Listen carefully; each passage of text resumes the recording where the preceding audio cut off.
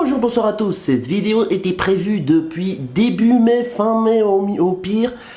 Malheureusement, pour des causes de malfonction du PC précédent, eh bien hélas, je n'ai pas pu faire cette vidéo polyphilo. Je m'en excuse à l'avance. Et je vous retrouve tout de suite pour l'introduction de cette vidéo polyphilo. Bonjour, bonsoir à tous, ici votre hôte New Dracula et bienvenue pour cette vidéo polyphilo sur la Saint-Georges. Alors vous allez me dire, mais attends New Dracula, t'es en train de nous faire une vidéo polyphilo sur un truc qui est supposé être fictif.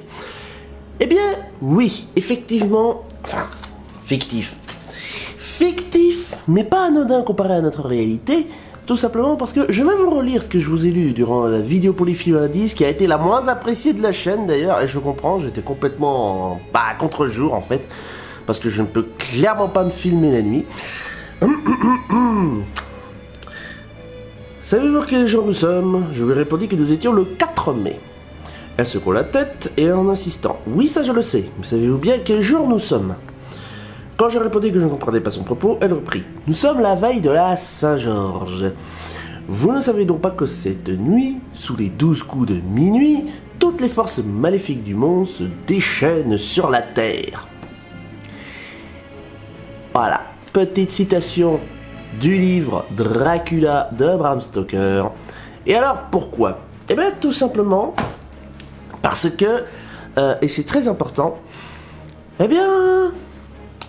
Ces derniers temps, ces dernières années, souvent lors des années bissextiles d'ailleurs, les gens dépriment, disent que chaque année est pire que la dernière, etc., etc. Mais n'y a-t-il pas moyen justement d'apporter un jour défouloir à cela? Eh bien, j'ai plusieurs arguments et un concept que je pourrais peut-être adapter selon ma solution, et c'est ce que nous allons voir dans cette vidéo. Alors, concernant les origines de la nuit de la Saint-Georges, je vais couper court, parce que cette vidéo a été attendue pendant beaucoup trop longtemps, mais pourquoi est-ce que des écrivains inventent des jours maudits? Pourquoi est-ce qu'au cinéma on a toujours besoin d'un antagoniste minimum si ce n'est pas un grand méchant? Pourquoi est-ce que dans les pièces de théâtre, il faut toujours ce qu'on appelle basiquement des scènes dramatiques, des scènes perturbatrices, qui engendrent de l'action, qui engendrent de l'enjeu?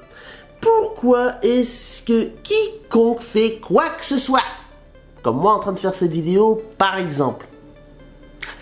Eh bien, honnêtement, ouais.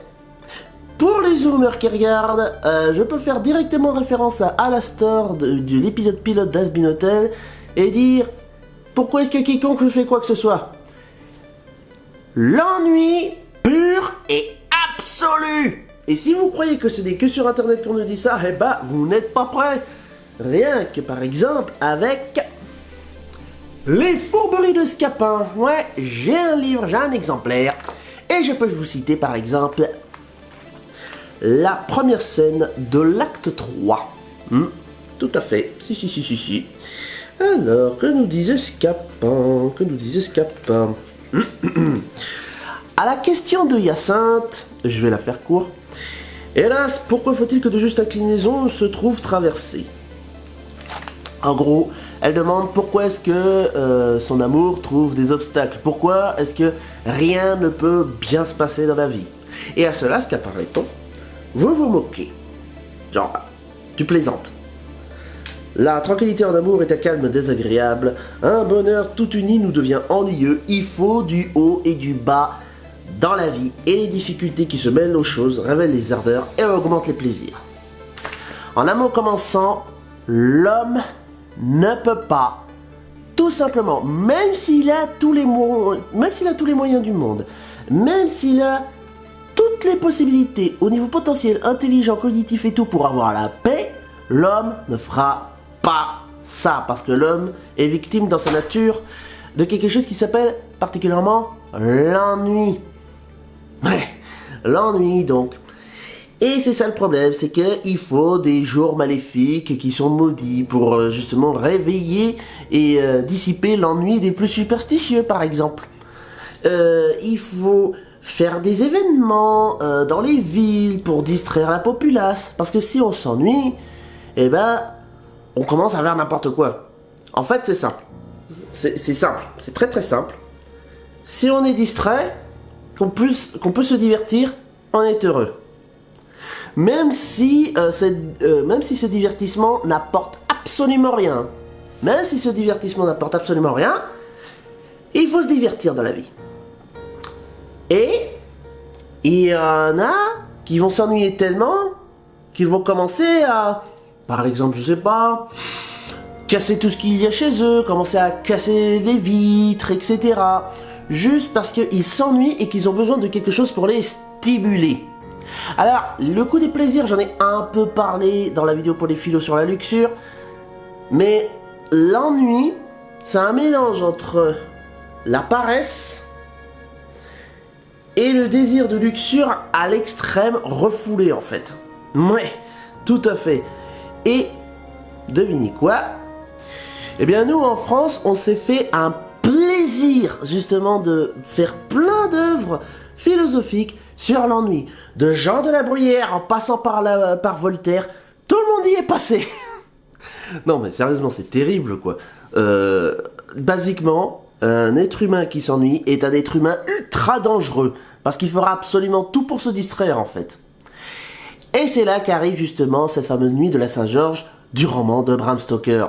Oui, et on parle basiquement d'esprits qui s'ennuient, qui se lamentent sur Terre et qui se rassemblent tous pour une grosse fête. Et en parlant de grosse fête, eh oui, si vous n'aviez pas encore compris, nous allons parler du concept des fameuses rave parties. Vous savez, ce concept qui fait un ravage cette année depuis le début du mois de mai, là. Oui, justement. Eh bien, on va en parler parce que j'ai fait quelques petites recherches là-dessus. Alors, souvent, on va associer les rave parties à tout ce qui est techno, DJ dans les années 90, ou alors à des fêtes qui se passent de manière pas forcément légale et cachées derrière le dos de tous, de 2000 à 2010. Mais il y a plus que ça.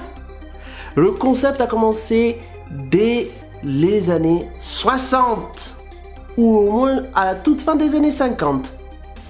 Et pour cela, d'ailleurs, il faut qu'on parle de Soho. Et oui, alors qu'est-ce que Soho? C'est un quartier dans l'ouest extrême de Londres, dans lequel, eh bien, nous avons eu des rassemblements de bohémiens sauvages. Alors, tout simplement, il s'agit de rassemblements qui ont commencé en 1958. En effet, en 1958, un certain Buddy Holly fait apparaître dans son album Rave On un sentiment, un désir qu'une fête ne se termine jamais. Ça vous parle? Eh oui, le concept des rave parties est un concept qui date de 1958. En Angleterre, c'est un mouvement qui commence à se populariser à partir de 1980 d'ailleurs, avec les mouvements rock et compagnie, jusqu'à ce que ça devienne modernisé avec la techno à partir des années 1990, jusqu'à devenir ce qu'elles sont aujourd'hui. Le problème avec les rave parties, c'est qu'on a souvent des dégradations des lieux où les fêtes clandestines ont lieu, et que les gens aujourd'hui commencent à en avoir de plus en plus marre. Ils n'auraient pas forcément tort. Donc, pour résumer, là, en premier argument, j'ai parlé justement de pourquoi les hommes ne veulent jamais se tenir tranquilles. Pourquoi ils ne peuvent pas simplement contribuer à leur bonheur. D'ailleurs, je pourrais ouvrir là-dessus en disant que oui, les hommes ne veulent pas leur bonheur et c'est pour ça qu'ils ont inventé le concept de l'argent. Je pourrais parler du concept de l'argent comme étant l'une des inventions que l'homme s'est inventée pour se faire du mal à lui-même. Et aussi, les rave parties, comment dire, c'est exactement ce qui se passe quand on laisse aux êtres humains la possibilité de se défouler et de faire de la fête en permanence sans jamais vouloir s'arrêter. Tout à fait, ouais. Et ben, du carnage. Il y en a qui disent d'ailleurs, pour le spring break, que des fois, et ben, le spring break, quand ça se termine, il y a une ambiance post-apocalyptique parce que les gens sont tellement fatigués tellement ailleurs dans leur tête qu'au final, on a l'impression qu'ils sont morts vivants, comme des zombies. Notamment, comment je puis dire ça sans restant family friendly sur YouTube.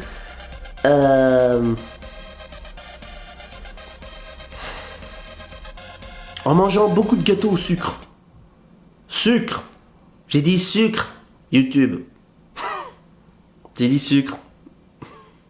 Alors, on a le concept que les êtres humains ne puissent jamais ne pas s'attirer des ennuis parce qu'ils s'ennuient. Ce qui est paradoxal en français, je l'avoue. Je vais donc mieux l'exprimer. Donc, on a les humains qui ne peuvent pas s'empêcher de se créer des problèmes à cause du sentiment d'ennui que nous avons, nous, en tant qu'espèce, en permanence. Et nous avons les rave parties, qui sont des fêtes qui sont pas forcément réglementées, qui font du carnage partout, et qui derrière, sont là parce que, clairement, on n'est pas forcément capable de compenser notre ennui avec autre chose. En particulier compte tenu de la dépression commune que nous avons d'année bissextile en année bissextile depuis 2007 à 2008. Sujet dont j'en parlerai plus tard. Mais, dans ce cas, qu'est-ce qu'on fait ?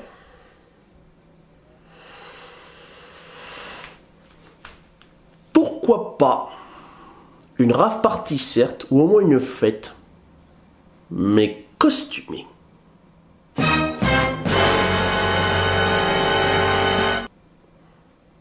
En conclusion, pour conclure sur cette vidéo, je vais conclure par une seule expression anglaise.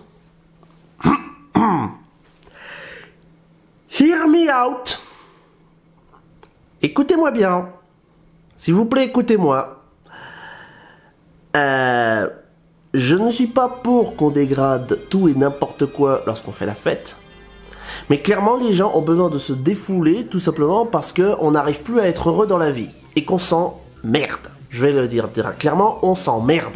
On s'emmerde dans ce monde où on peut plus se faire plaisir, où on manque de plus en plus de moyens, et du coup les rave parties se multiplient au fur et à mesure. Donc, qu'est-ce qu'on fait ?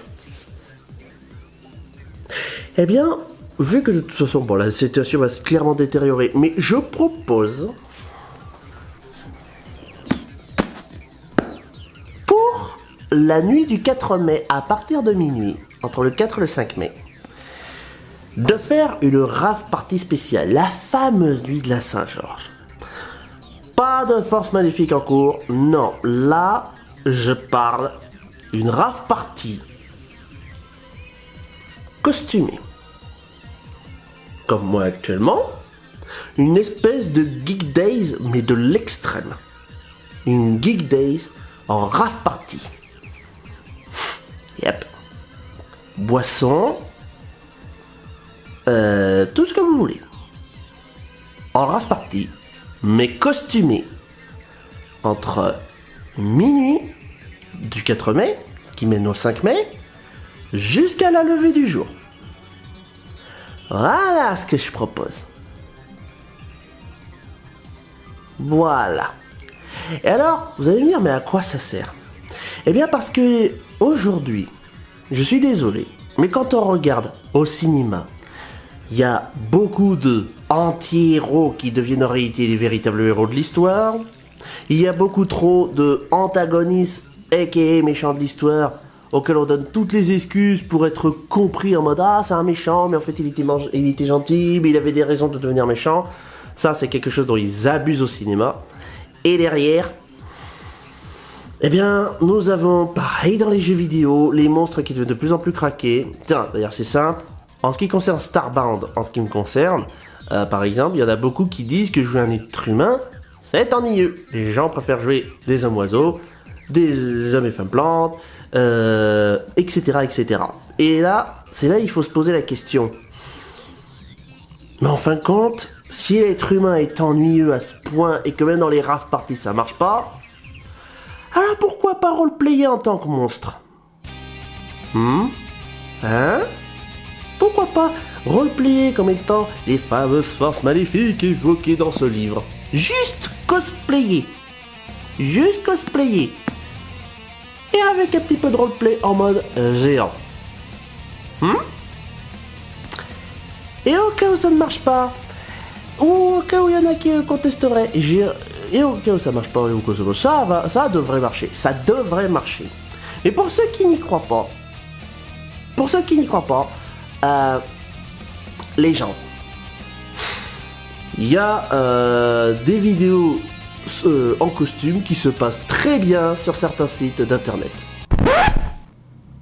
Mais évidemment que je parle de YouTube et de Twitch, je parlais pas d'un truc avec un logo orange, oh, tout de suite. Non. Je parle du VTubing.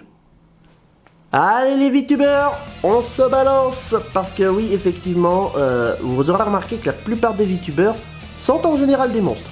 En général. Tiré évidemment de la culture manga japonaise, mais on est déjà à la première étape pour la fameuse rave party de la Saint-Georges. Si. Maintenant, faut avoir le courage d'aller se rencontrer en vrai pour la nuit du 4 mai à partir de minuit. Eh oui. Et voilà donc ce que je propose. Avec bien sûr le même genre de musique, un style techno un peu terrifiante, etc. Mais en même temps qui envoie, vous voyez. Et ça nous permettrait au moins de nous défouler en attendant de pouvoir arranger les choses dans d'autres domaines. Là, pour cette vidéo Polyphilo, je pense simplement d'essayer de régler le problème de l'ennui tout en restant calme. Bien sûr, toute dégradation serait interdite, selon le concept que je vous propose là, qui vient de sortir de ma tête depuis ce mois de mai. Donc, qu'est-ce que vous en pensez? N'hésitez pas à me le dire dans les commentaires.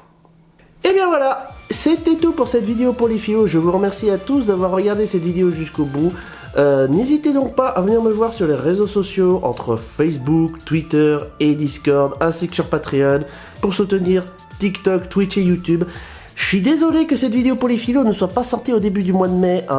C'est notamment en préparant cette vidéo que mon ordinateur, l'ancien ordinateur, a commencé à planter, jusqu'à ce qu'il me soit dévoilé que c'était un truc qui avait été bricolé à l'arrache, quoi.